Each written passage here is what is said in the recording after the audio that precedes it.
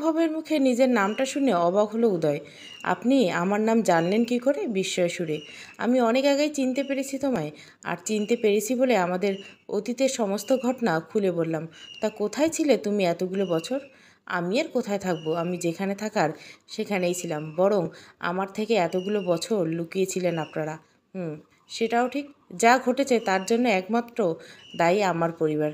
আচ্ছা, আপনার আব্বা তখন যে বললেন উদিতাকে তাড়িয়ে দেওয়া হয়েছিল, উনি সেটা কেন বললেন আমায়? ওটা তিনি রাগের বশে বলে থাকেন। যখনই কেউ উদিতার বিষয়ে প্রশ্ন করেন উনি একই কথা বলেন। আসলে উনি চান না আসল সত্যটা কেউ জানুক। ও আচ্ছা, বুঝতে পেরেছি। কিন্তু এখানে একটা খটকা আমার মাথায় ঘুরপাক খাচ্ছে। খটকা? কিসের খটকা ভাই? ছোটবেলায় আমার স্কুলে খবর দেওয়া হয়েছিল উদিতা মারা গেছে। এত বড় একটা মিথ্যাচার কে করলো আমার সাথে? শুধু আমার সাথে না, সেদিনে আমাদের সকলকে একই মিথ্যে প্রচার করা হয়েছিল। তারা সবাই আজও জানে উদিতা আর পৃথিবীতে বেঁচে নেই। উদিতা মারা গেছে এমন খবর দেওয়া হয়েছিল। কই, আমি তো কিছু জানি না এই বিষয়ে। আপনি সত্যি জানেন না? সরি, আশ্চর্য না হয়ে পারা গেল না। না ভাই, সত্যি বলছি।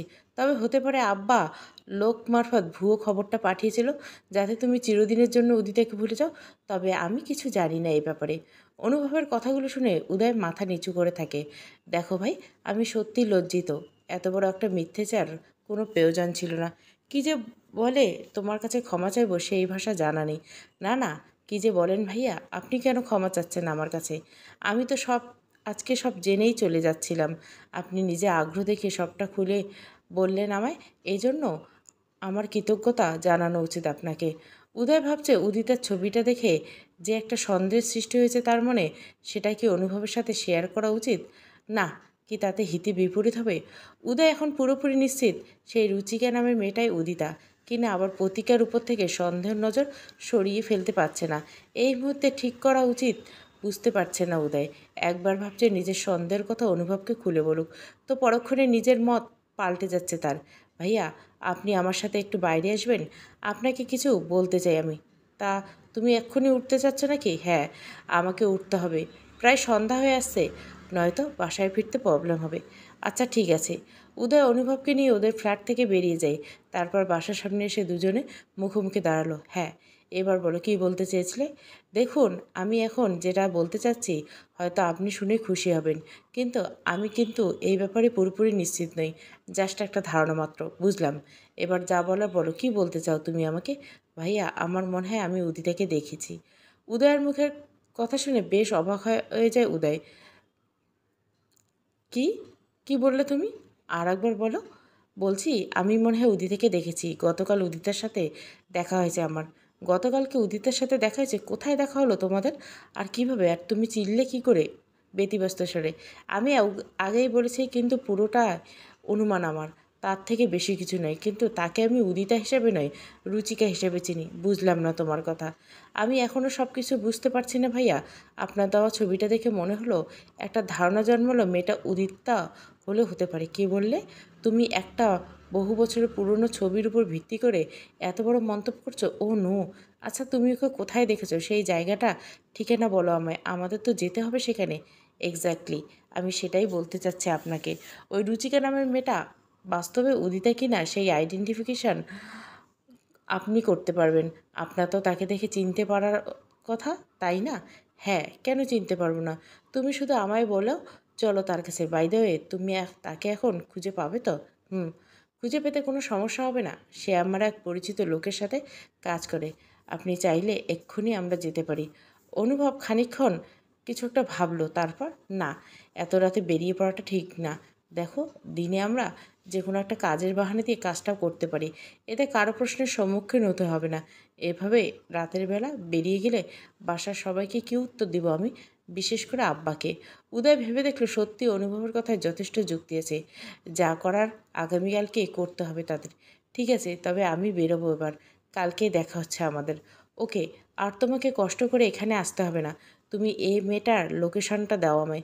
আমি সকালে সেখানে পৌঁছে তোমার জন্য অপেক্ষা করব। গ্রেট আইডিয়া, তবে তাই হোক। অবশেষে উদয় অনুভবকে লোকেশনটা দিয়ে নিজের বাসার উদ্দেশ্যে রওনা দিল। এবার শুধু পরের দিনে অপেক্ষা। আগামীকাল প্রমাণ হয়ে যাবে রুচিকাই উদিতা কিনা। যদি রুচিকাই উদিতা হয় তবে উদয়ের থেকে বেশি খুশি আর কেউ হবে না। কারণ উদয় এটা স্বপ্নেও কল্পনা করতে পারছে না যে প্রতিজ্ঞাকে নিয়ে সে যেটা ভাবছে সেটা সত্যি হোক। কারণ সেটা সত্যি হলে সেই ধাক্কা কিছুতেই সামলাতে পারবে না উদয়। নিজের ভুল করা পাপের প্রায়শ্চিত্ত করার রাস্তাটুকু আর বেঁচে থাকবে না। সেই কথা ভাবতে ভয়ে হাত পা ঠান্ডা হয়ে আসছে তার। পরদিন সকালবেলা উদয় তাড়াতাড়ি ঘুম থেকে উঠে পড়ে। অনুভব আগেই জানিয়ে দিয়েছে সে লোকেশনে এসে অপেক্ষা করবে। বাথরুম থেকে ফ্রেশ হয়ে তাড়াতাড়ি রুমে আসলো উদয়। তারপর তৈরি হতে থাকে। প্রতীক্ষার সামনে এসে তার দাঁড়ালো। সে বুঝতে পারলো উদয় কোথাও একটা যাচ্ছে। কী ব্যাপার, এত সকাল সকাল কোথায় যাচ্ছ? একটা কাজে আছে, তাই বাইরে যাচ্ছি, ফিরতে হয়তো একটু লেট হবে। আজকাল কিসের এত কাজ তোমার? কোথায় যাও, কী করো, স্ত্রী হিসেবে সেগুলো জানার অধিকার আছে আমার। হ্যাঁ আছে, কেন থাকবে না। আর বলবো তোমায়, আস্তে আস্তে সব বলবো। রেডি হতে হতে বলে উদয়, তাড়াতাড়ি বাসায় ফিরো, কাল কিন্তু অনেকটা দেরি করে ফেলছে। যত দ্রুত সম্ভব ফিরবো, চিন্তা করো না। উদয় মনের মাঝে মাঝে ভীষণ সন্দেহ, প্রতীক্ষা আদৌ অন্ধ তো? নিজের দুচোখ না থাকা সত্ত্বেও এত নজরদারি কিভাবে করছো? হঠাৎ হঠাৎ এমন অদ্ভুত কথা বলে যেন সব দেখতে পায়। যাই হোক, এখন ওর বিষয়ে ফোকাস করলে চলবে না। উদয়কে যত দ্রুত সম্ভব অনুভবের সাথে দেখা করতে হবে। আর কথা না বাড়িয়ে বাসা থেকে বেরিয়ে পড়ল সে। উদয় ওর সেই পুরনো ক্লায়েন্টের কাছ থেকে রাতে রুচিকার ঠিকানা জোগাড় করে নিয়েছে। এবার শুধু তার বাসায় যাবার অপেক্ষা। গন্তব্য পৌঁছাতে 1 ঘন্টা সময় লাগলো উদয়ের। গিয়ে দেখতে পেল অনেক আগের থেকে অনুভব এসে অপেক্ষা করছে তার জন্য। কী ব্যাপার, আসতে এত লেট হলো কেন?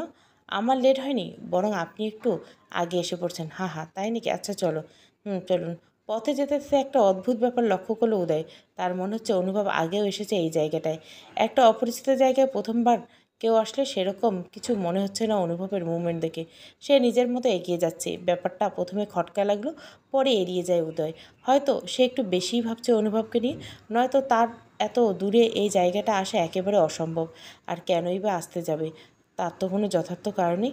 এসব ভাবতে ভাবতে রুচিকার বাসার সামনে এসে দুজনে উপস্থিত হয়। কলিং বেল চেপে দুজনে বাইরে ওয়েট করছে।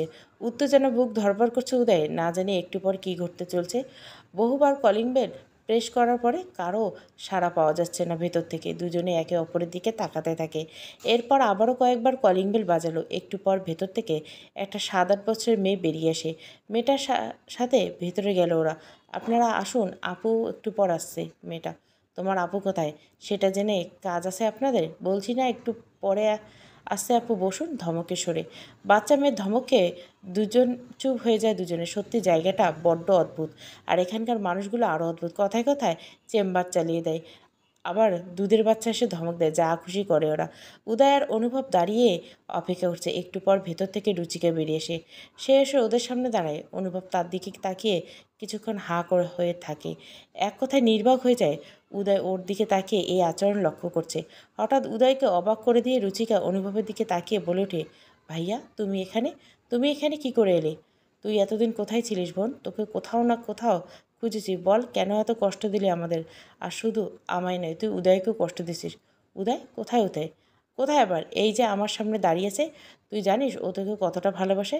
উদয় পাথরের মতো দাঁড়িয়ে দুই ভাই বোনের সংলাপ শুনে যাচ্ছে। নিজের কানকে যেন বিশ্বাস করতে পারছে না সে। চোখের সামনে যা ঘটছে স্বপ্ন মনে হচ্ছে তার কাছে। বাবা মা কেমন আছে ভাইয়া? সবাই ভালো আছে রে বোন। তার আগে বল, তুই এই জায়গায় কী করছিস? তুই তো কোমায় ছিলি, হাসপাতাল থেকে উধাও হয়ে গেছিলি কী করে? একটা ব্যাপার বড্ড অদ্ভুত লাগছে উদয়ের কাছে। অনুভবের ভাষ্যমতো উদিতার আজকের এই দশা শুধু উদয়ের জন্য। ওকে ভালোবাসতে দিকে উদিতাকে এত কিছু সাফার করতে হয়েছে। সেখানে উদিতা উদয়কে নিজের চোখের সামনে দেখতে পেয়েও নিজের ভাইয়ের সাথে কথা বলে যাচ্ছে। ওর দিকে ফিরেও তাকাচ্ছে না। উদয় এবার নিজের নাম ধরে উদিতাকে ওর নাম ধরে ডাক দিল, উদি উদি। আরে তুই কি আমার সাথে কথা বলেই যাবি? দেখ উদয় তোকে ডাকছে। তুই জানিস আজ তোকে খুঁজে বের করার কৃতিত্ব কার? একমাত্র ওর। ওর কারণে তোকে খুঁজে পেলাম আমরা। কেমন আছো উদয়? আর একদম সরি তোমায় না চিনে তোমার উপর চেম্বার ধরেছিলাম আমি। বাই দ্য ওয়ে, আমাকে উদি বলে কেন ডাকছো তুমি? আমার নামটা কি ভুলে গেছো এতদিনে? এ তো আরও অদ্ভুত। উদিতা এইভাবে কখনো কথা বলতো না উদয়ের সাথে। উদয় ওকে উদি বলে ডাকতো ছোটোবেলায়, আর সেটাই উদিতার পছন্দ। ভুলে উদিতা ডেকে ফেললে উল্টো রাগ করতো। এখন কি না নিজের সেই নাম চিনতে পারে না। আরে একটা পয়েন্ট, উদিতা উদয়কে কখনো তুমি বলে সম্বোধন করতো না, তুই বলে ডাকতো। সেখানেও পরিবর্তন। তোমার মনে নেই উদি, আমি ছোটোবেলায় এই নামে ডাকতাম তোমায়? না ডাকলে তুমি উল্টো আমার সাথে ঝগড়া করতে। ও তাই, এমন কিছু হয়েছিল কি? হতে পারে। তুমি সব কিছু এভাবে ভুলে গেলে? একটা ছোটোখাটো বিষয় নিয়ে কি এখন ঝগড়া করবে তোমরা? আমরা এতগুলো বছর পর উদিদেরকে ফিরে পেয়েছি, তার থেকে বড় আনন্দ আর কী হতে পারে অনুভব? হ্যাঁ, ঠিক বলছেন ভাইয়া। হয়তো আমি একটু বেশি রিয়্যাক্ট করে ফেলছি। মুখে যতই বলুক না কেন, কোথাও না কোথাও খটকাটা রয়েই গেল। নিজের মন থেকে সেটা দূর করতে পারছে না উদয়। এতগুলো বছর পর উদিতার সাথে দেখা হয়েছে উদয়ের, কিন্তু তারপরও তার প্রতি উদিতার উদাসীনতা ভাবিয়ে তুলছে। এই উদিতাকে বড্ড অচেনা লাগছে উদয়ের। হয়তো বয়সের সাথে সাথে ওর স্বভাব প্রকৃতি পাল্টে গেছে। তাছাড়া এখানে একটা ভিন্ন পরিবেশে অনেকটি বছর কাটিয়েছে উদিতা। হয়তো সেই কারণে ওর আচরণে এতটা পরিবর্তন। এতগুলো বছর পর নিজের মনের মানুষকে ফিরে পেয়েও প্রতিদিন প্রতিক্ষণ যার প্রতি মুহূর্তে যার উপস্থিতি কামনা করছে উদয়, তাকে ফিরে পেয়েও মনে শান্তি পাচ্ছে না সে। এর কারণ কি? একে আসলে উদিতা নাকি অন্য কেউ? আর ও যদি উদিতা নাই হবে, তবে অনুভবকে দেখা মাত্রই চিনে ফেললো কী করে? এমনকি অনুভব নিজেও আইডেন্টিফাই করছে নিজের বোনকে। এই যুক্তি দুটো সত্যি অকাট্য, যার সামনে উদয়ের সন্দেহ দুর্বল এবং কিছুটা অর্থহীন হয়ে পড়ে। ভারাক্রান্ত মনে এগুলো ভাবতে থাকে উদয়। এদিকে উদয়ের বাড়িতে নিজের বেডরুমে বসে আছে প্রতিজ্ঞা। ধীরে ধীরে সে উঠে দাঁড়ালো। তারপর পাশের ছোট্ট টেবিলের উপর রাখা উদয়ের একটা ছবির দিকে এগিয়ে যায় সে। ছবিটা একটা সুন্দর ফ্রেমে বাঁধানো। কোনো মতে হাতড়াতে হাতড়াতে ছবিটা নিল সে। তারপর সেটা নিয়ে জানলার পাশে দাঁড়ায়। সে যেন কিছু একটা বলতে যাচ্ছে, কিন্তু তার মুখ থেকে কোনো আওয়াজ বের হচ্ছে না এই মুহূর্তে। প্রতিজ্ঞার চোখের কয়েক ফোঁটা জল এসে ছবিটার কাচের উপর গড়িয়ে পড়ে। আমায় ক্ষমা করো, ক্ষমা করো আমায়। আমি জানি আমি যা করছি একদম ঠিক কাজ করিনি, মনে মনে বলতে থাকে প্রতিজ্ঞা। আমায় ক্ষমা করো, তোমার থেকে অনেক কিছু লুকিয়েছি আমি, ক্ষমা করো আমায়। হঠাৎ পেছন থেকে কেউ একটা প্রতিজ্ঞার কাঁধে হাত রাখতে পরক্ষণে চমকে উঠল। কে এলো? আমি উদয়, তোমার হাজবেন্ড। ও, তুমি এসে গেছো? তা এত তাড়াতাড়ি ফিরলে? আসতে নাকি লেট হবে তোমার? সেরকম তো বলে গেলে। হ্যাঁ, বলেছিলাম। তো কি হয়েছে তাতে? আমি কি করে জানবো এত তাড়াতাড়ি কাজ শেষ হবে? কাজ? কিসের কাজ? আমার প্রশ্নের উত্তর পরে দিচ্ছি, আগে তুমি বলো কি বলেছিলে তখন? কি লুকানোর কথা হচ্ছিল? প্রতিকা বুঝতে পারলো উদয় এর কথা শুনে ফেলেছে, কিন্তু ও এখন উদয়কে কি উত্তর দেবে ভেবে নিজেও জানে না। প্রতিকা জানে কে সে, কিন্তু সত্য প্রকাশ করতে সে বড্ড ভয় হয় তার। না, কিছুতে উদয়ের সামনে নিজের মনের কথা প্রকাশ করা যাবে না, যাতে ও যা ভাবার ভাবুক। কী হলো? কী ভাবছো? কথা বলছো না যে? না, কি লুকাবো আমি তোমার থেকে? সেরকম কিছু বলিনি আমি। তুমি ভুল শুনছো হয়তো। তুমি বলতে চাইছো আমি ভুল শুনছি? কি জানি, হতেও পারে। হয়তো আমি ভুল শুনেছি। আচ্ছা যাই হোক, তুমি নিচে যাও, আমি আসছি একটু পর, আজ একসাথে খাবো। প্রতিকা রুম থেকে বেরিয়ে গেল। এদিকে তখনও উদয় মন পড়ে আছে সেই রুচিকার কাছে। রুচিকার ভাই অনুভব একটা ট্যাক্সি করে ছেড়ে দিয়ে নিজেও বাসায় চলে আসে। রুচিকা অর্থাৎ ওর জানা মতো উদিতা এখনও তার বাসাতেই আছে। সেখানে কিছুদিন থাকবে সে, কারণ এই মুহূর্তে প্রতিজ্ঞাকে উপস্থিতিতে উদয় তাকে আপন করে নিতে পারছে না। আবার অনুভব যে তাকে এক্ষুনি নিজের পরিবারের মাঝে ফিরিয়ে নিয়ে যাবে, সেটাও সম্ভব না। উদয় এখন বিশ্বাস করতে শুরু করছে রুচিকায় তার উদিতা, আর তার প্রমাণ তার ভাই অনুভব। তার থেকে বড় প্রমাণ আর কি হতে পারে? আজকে যা ঘটেছে ওর সামনে ঘটছে, এত কিছু তো আর মিথ্যে হতে পারে না। ধারণাটা মনের ভিতরে যেন গেঁথে গেছে অনুভব আর রুচিকা। এদিকে রুচিকা রুমে হচ্ছে আমার একটু দেখে আসি। সোফার উপর অনুভব বসে আছে, রুচিকা এসে ওর পাশে বসে। এরপর দুজনে কথোপকথন শুরু হয়। কি, লোকটা চলে গেছে? আপনাকে এখানে ফিরে আসতে দেখেনি তো রুচিকা? না দেখেনি। আর আমি না দেখেনি আর আমি সেইভাবে এসেছি নাকি? আচ্ছা, ভালো করছো। এবার ভালোই ভালোই আমার হিসাবটা মিটিয়ে দাও। মানে এখন আবার কিসের টাকা দিব? কাল রাতে অতগুলো টাকা দিলাম, আর হাত আন্দাজে তোমায় খুঁজে বের করতে কত বেগ পেতে হয়েছে আমার জানো? সেটা জেনে আমি কি করব? আপনি আমায় উদিতা সেজে অভিনয় করার জন্য টাকাটা দিয়েছিলেন, তাই অভিনয় করছি। এখন আবার টাকা দিবেন, আবার অভিনয় করব। নয়তো এই রুচিকাকে দিয়ে আর কখনো মিথ্যে কথা বলাতে পারবেন না আপনি, বলে দিচ্ছি। তুমি বড্ড লোভী আছো। কত টাকা চাই তোমার? দেব, যত টাকা চাও। আমার কাছে কিন্তু অন্য একটা উপায় আছে। যদি রাজি হও, একবেলা টাকা মকুব হতে পারে। উপায়? কী উপায়? এই বিছানা দেখতে পাচ্ছ? হ্যাঁ, দেখতে পাচ্ছি। রুচিকা উঠে বিছানার উপর গিয়ে বসলো। তারপর আক্ষেপের স্বরে বলতে থাকলো, আহা দেখুন না, কেমন ঠান্ডা হয়েছে। ঠিক বরফের মতো। এখন যদি এটাকে কিছু সময়ের জন্য আমি গরম করার দায়িত্ব নেন, তবে টাকাটা মাপ হতে পারে। অনুভব বুঝতে পারলো ওর মতলবটা কি। এই, তুমি কি আমাকে নিজের মতো চরিত্রহীন মনে করো? ফায়দার এইসব ভুলভাল কথা বলবে না আমায়। তাছাড়া আমার বাসায় বউ আছে, একটা বাচ্চা আছে, আর আমি কি নাচ্ছি? টাকা চাই? তোমার টাকা দেবো, যত চাও তত দেবো। আগে কাজটা তো শেষ করে দাও আমার।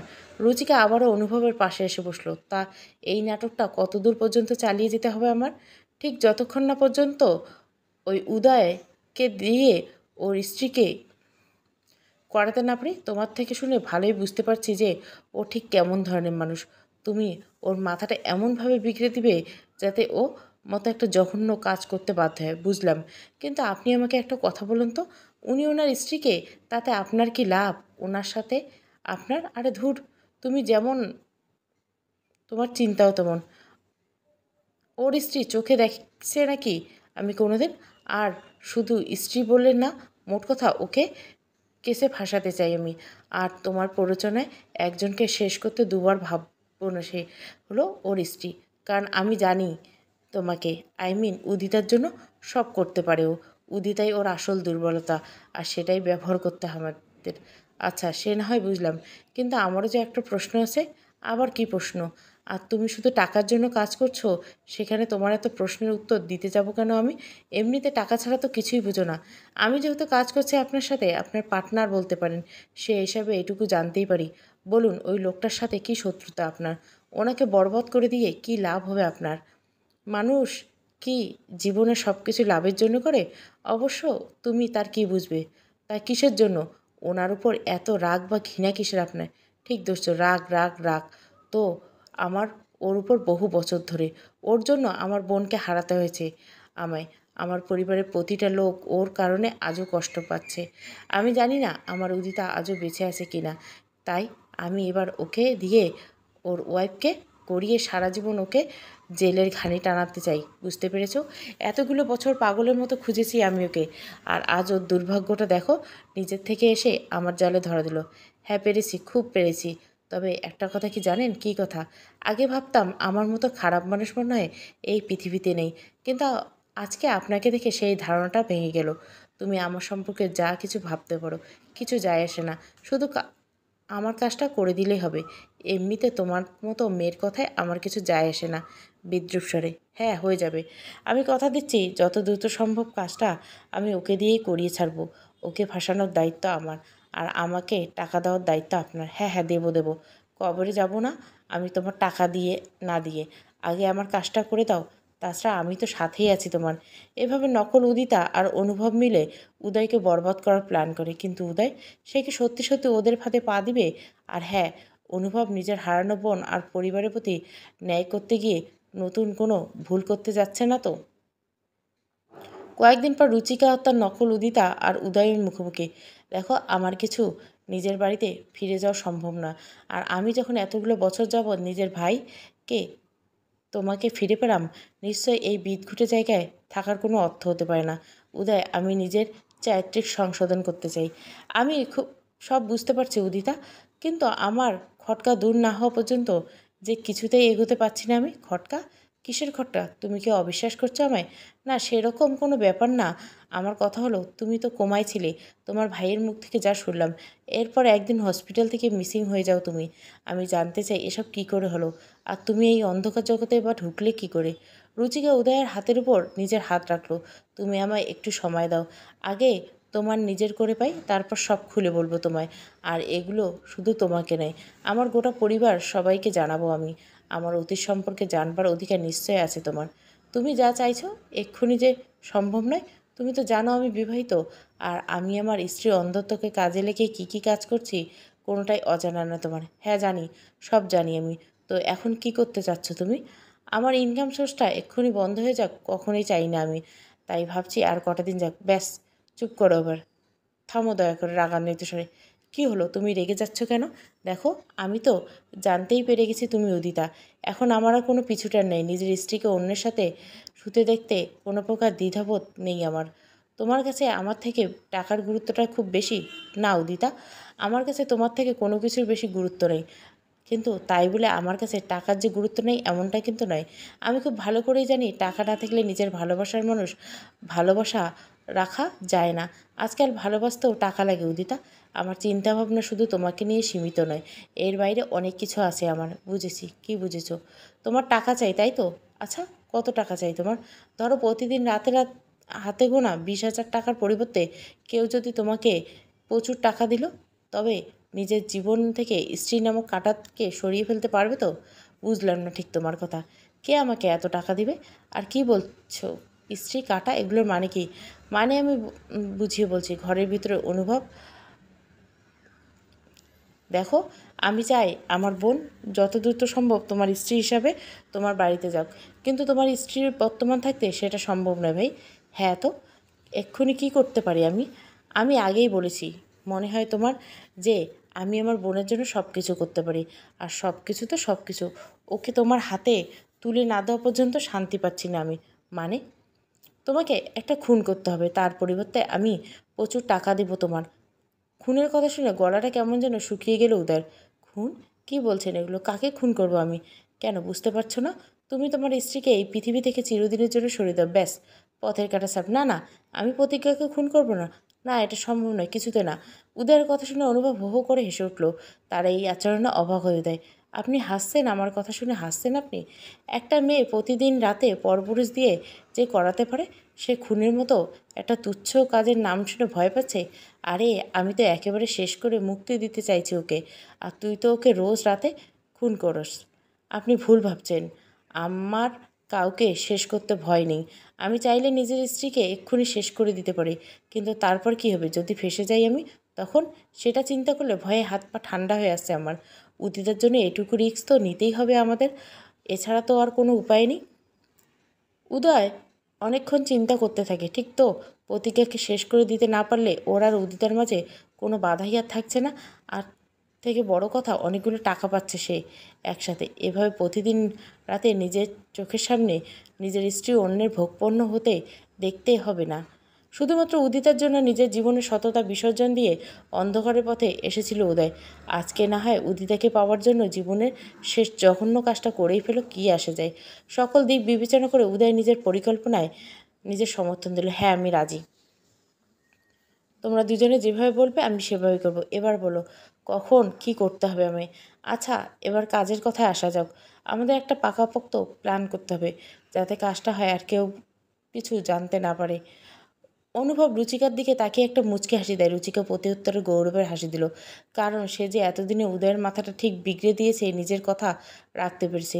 উদয় এখন ওদের কথায় সব কিছু করতে প্রস্তুত, এমনকি নিজের বিবাহিত স্ত্রীকে শেষ করে দিতে দুবার ভাববে না। আচ্ছা,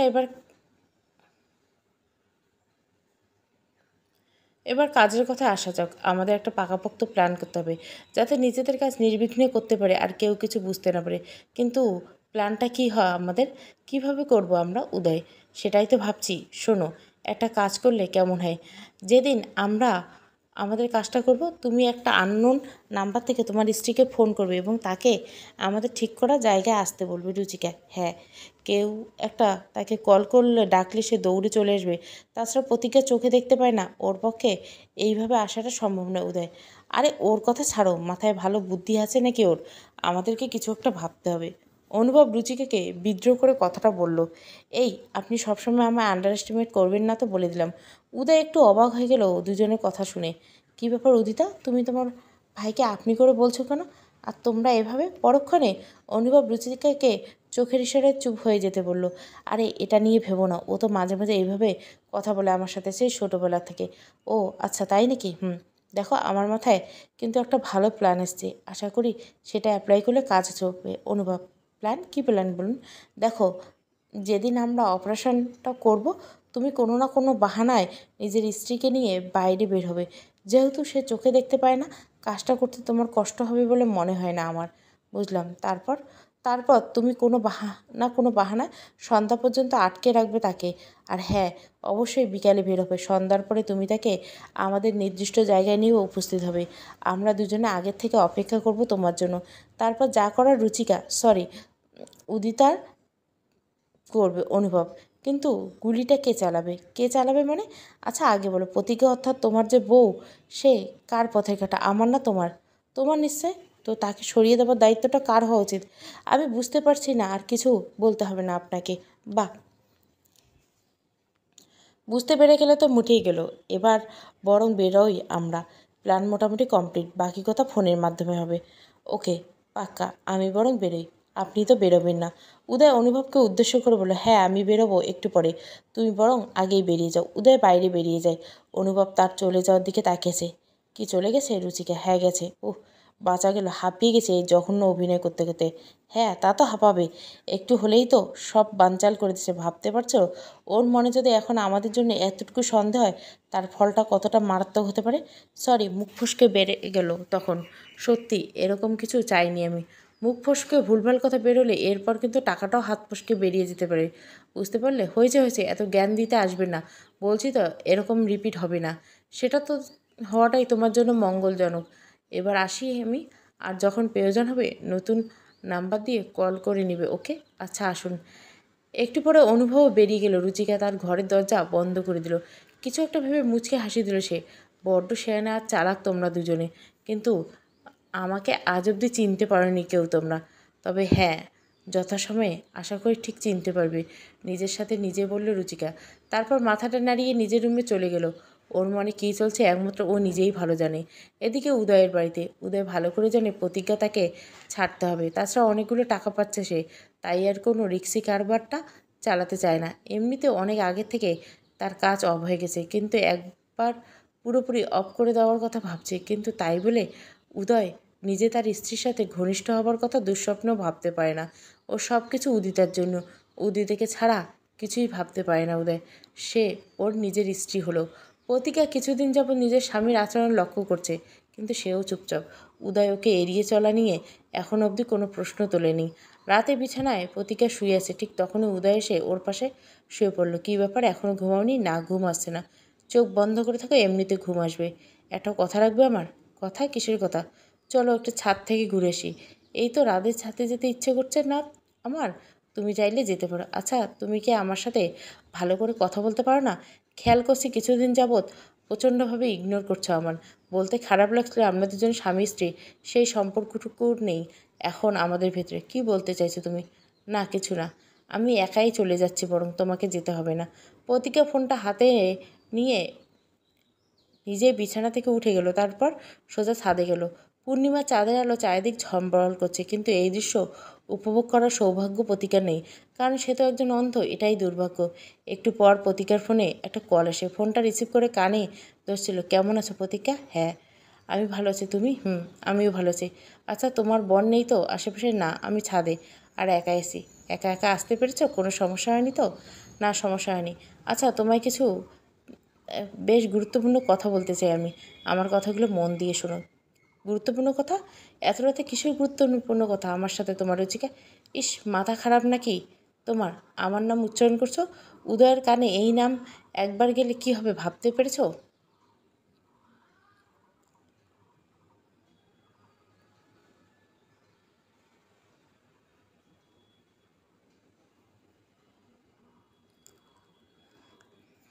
হ্যাঁ আমি জানি।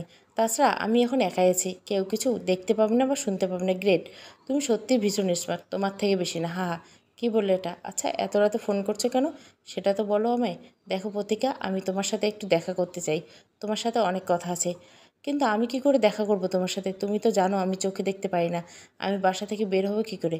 হ্যাঁ আমি তোমার সমস্যার ব্যাপারে জানি, ঠিক সেই কারণে ফোনটা করা। তো এখন কি করবো আমি? দেখো, তোমাকে যে করে হোক বাসা থেকে বের হতে হবে। তারপর আমি তোমাকে একটা জায়গায় নিয়ে যাব, তারপর মুখোমুখি কথা হবে আমাদের। কিন্তু আমি বাসা থেকে বের হব কি করে? আমার মনে হয় সেটা পসিবল না। আচ্ছা তুমি কথাগুলো ফোনেও তো বলতে পারো। মাথা খারাপ নাকি তোমার? এত কথা ফোনে বলা জরুরি নেই। আর যদি জরুরি নয় হতো তাহলে এত রিস্ক নিয়ে ডেকে পাঠাতাম না তোমায়। তুমি আমায় প্লিজ ভুল বোঝো না রুচিকা। আমি তোমার কথা বুঝতে পারছি, আর আমি এটাও জানি যে তুমি যা করছো আমার ভালোর জন্য করছো। তো বুঝতেই যখন পারছো, কিছু করো, আমার সাথে দেখা করো। সম্ভব হলে আমি নিজেই তোমাদের বাসায় চলে আসতাম, কিন্তু সেটা কোনোভাবেই সম্ভব না। তোমার হাজব্যান্ড একবার দেখে ফেললে আমায় বিরাট অনর্থ ঘটে যাবে। আচ্ছা আমি দেখছি কি করা যায়। কথা দাও, আমায় তুমি কালকে দেখা করবে আমার সাথে? আচ্ছা, কথা দিলাম। আমি কালকে যে করে হোক বাসা থেকে বের হবো, তারপর তোমার সাথে দেখা করব। কিছুক্ষণ ভেবে উত্তর দিল, ওয়েট, তবে ফোন রাখছি আমি এবার। তুমি নিজের খেয়াল রাখো, টেক কেয়ার। ওকে, তুমিও ভালো থেকো। হঠাৎ প্রতিকার মনে হলো চারপাশটা পরিবেশ ঠান্ডা হয়ে আছে। সে বুঝতে পারলো বৃষ্টি নামতে চলছে। একটু পরে তার ধারণা সঠিক প্রমাণ করে বৃষ্টির জলের ফোঁটা গায়ের উপরে পড়ল পরমুহূর্তে। তার পুরো শরীর ভিজে একাকার হয়ে যেতে লাগলো। না, আর বেশি সময় ছাদে দাঁড়িয়ে থাকা যাবে না। এরপর আরও জোরে বৃষ্টি নামবে। তাই ভেবে প্রতিজ্ঞা অন্ধকারে হাতড়াতে হাতড়াতে ছাদের সিঁড়ির পাশে গেল। অমনি তার পাটা ভুলবশত পিচ্ছিলে সিঁড়ির উপর ফেলতে একটা প্রচণ্ড ঝোঁক নিয়ে নিচের দিকে পড়ে যাবার উপক্রম হলো। ভয়ে চিৎকার দিয়ে উঠল প্রতিকা। একটু পরে সে কারো স্পর্শ অনুভব করলো। কেউ একটা ধরে ফেলছে তাকে। সাবধানে, চলতে পারো না? একা একা আসার কি দরকার ছিল? উদয়ের কণ্ঠস্বর। মনে করে দেখো, আমি বলেছিলাম তোমায়। তাই বলে একা চলে আসবে? তুমি আসতে রাজি হওনি তখন? হ্যাঁ, হয়নি, কিন্তু ভেবে দেখো এখান থেকে পড়ে গেলে কী অবস্থা হতো তোমার। চলো চলো, নিচে চলো। প্রতিকা পা বাড়াতে যাবে, ঠিক তখনই বুঝলো তার পাটা মচকে গেছে। ব্যথা, পা ফেলতে পারছে না। কি হলো? চলো। আমি হেঁটে যেতে পারবো না, পায়ে ভীষণ ব্যথা করছে। হেঁটে যেতে পারবে না তো কি, কোলে করে নিয়ে যাব? আমি যত্ত সব। সে নিতেই পারো, আফটার অল হাজবেন্ড তুমি আমার। বয়ে গেছে আমার। ধুর, আমার এখানে আসাটাই ভুল হয়েছে আমার, দেখছি বিরক্ত স্বরে। অগত্যা উদয়ের প্রতিজ্ঞাকে নিজের কোলে তুলে নিল, তারপর বেডরুমের দিকে এগোতে থাকে। প্রতিজ্ঞার নিঃশ্বাস উদয়ের ঘাড়ে এসে অদ্ভুত সুশ্রু দিচ্ছে। অজান্তে মনটা কেমন অস্থির হয়ে উঠল উদয়ের। সে নিজেও ভাবতে পারছে না এই মেয়ে আর কিছুদিন বাদেই করতে যাচ্ছে। ভাবতেই কলিজা মোচড় দিয়ে উঠল তার। আচ্ছা, সে কোনো ভুল করতে যাচ্ছে না তো? মনে মনে ভাবছে উদয়। এই মুহূর্তে প্রতিজ্ঞার একটা অনাকাঙ্ক্ষিত মায়াবোধ কাজ করছে উদয়ের। কেন করছে সে নিজেও জানে না। উদয় নিজের প্রতিজ্ঞাকে এই পৃথিবী থেকে দূরে সরিয়ে যেতে চায়। ও সিঁড়ি থেকে পড়ে গেলে খুশি হওয়ার উচিত ছিল উদয়ের, কিন্তু তারপরে সে কেন ছুটে এলো তাকে বাঁচাতে? এই প্রশ্নের উত্তর অজানা উদয়ের। প্রতিজ্ঞার গায়ে নমনীয় গন্ধ যেন পাগল করে দিচ্ছে তাকে। এই গন্ধ যেন বহুদিনের চেনা তার, সে ছোটবেলা থেকে। উদয় বুঝতে পারল তার রক্তের গতি দ্রুততার সাথে বেড়েই চলছে। সাথে হৃদস্পন্দন গতিও। দেহের প্রতিটা শিরা উপশিরা দিয়ে উষ্ণ রক্ত প্রবাহিত হচ্ছে। সেটা নিজেই অনুভব করতে পারছে সে। প্রতিজ্ঞার কোমল শরীর তাকে যেন কঠোর করে তুলছে। না, আজ আর নিজেকে নিয়ন্ত্রণ রাখতে পারল না। নিজের কাছে নিজেই পরাজিত হলো উদয়। ইতিমধ্যে বেডরুমে পৌঁছে গেল তারা। ঘরের দরজা খোলা। বাইরে প্রচণ্ড বৃষ্টি হচ্ছে, বাস পড়ছে মাঝে মাঝে। প্রতিজ্ঞাকে ধীরে ধীরে শুইয়ে দিল উদয়। কি এখন যন্ত্রণা করছে? হ্যাঁ, করছে, একটু কম। আমি আসছি, এভাবেই থেকো। কোথায় যাচ্ছ তুমি উদয়? কোথায় যাচ্ছ? চারিদিকে নিস্তব্ধ। উদয়ের কোনো সারা শব্দ নেই। ঘরের দরজা সন্তর্পণে বন্ধ করে দিল উদয়। উদয়, কোথায় তুমি? উদয়, কী হলো? প্রতিজ্ঞা তখন বলে যাচ্ছে। কথাটা শেষ হতে না হতে একটা অদ্ভুত অনুভূতি হতে লাগলো প্রতিজ্ঞার। নিজের উপর একটা ভার অনুভব করলো সে। সে বুঝতে পারলো উদয় আছে ওর উপরে। পিঠের উপর হাত দিতে বুঝতে পারলো শার্ট নেই ওর গায়ে। প্রতিজ্ঞা নিরুপায়। উদয়ের উষ্ণ নিঃশ্বাসের স্পর্শ তাকে সমস্ত ভুলিয়ে দিচ্ছে। ব্যাস, আর একটাও কথা বলো না, চুপ করে থাকো উদয়। এবার প্রতিজ্ঞা আর কোনো বাধা দিল না। পরম যত্নে আপন করে নিল নিজের স্বামীকে। পরদিন সকালবেলা ঘুম ভেঙে দেখতে পায় উদয়ের পাশে নেই। অনেক আগে হয়তো বেরিয়ে গেছে। পায়ের ব্যথাটা আর তেমন নেই। বিছানা ছেড়ে উঠে গেল প্রতিজ্ঞা। উদয়ের মাও গতরাত বাসায় ফেরেনি। উদয়কেও দেখা যায়নি। এটাই সুযোগ প্রতিজ্ঞার জন্য। এই সুযোগে রুচিকার সাথে দেখা করতে হবে তার। না জানি একটা মিস কল করলে হয়তো আর সুযোগ মিলল না। কথাটা ভাবতে ভাবতে হঠাৎ ফোন কল এলো প্রতিকার কাছে। রিসিভ করতে বুঝতে পারলো রুচিকা ফোন কল করেছে। কোথায় তুমি প্রতিকা? আমি তোমার বাসার সামনে আছি, আর আমি উদয়কে বেরিয়ে যেতে এসেছি একটু আগে। এই সুযোগে চলে এসো তাড়াতাড়ি। হ্যাঁ, তুমি একটু ওয়েট করো, আমি আসছি। দ্রুত কাজ করো। রুচিকার নির্দেশনা অনুযায়ী নিজের বাসা থেকে বেরিয়ে পড়ল প্রতিজ্ঞা।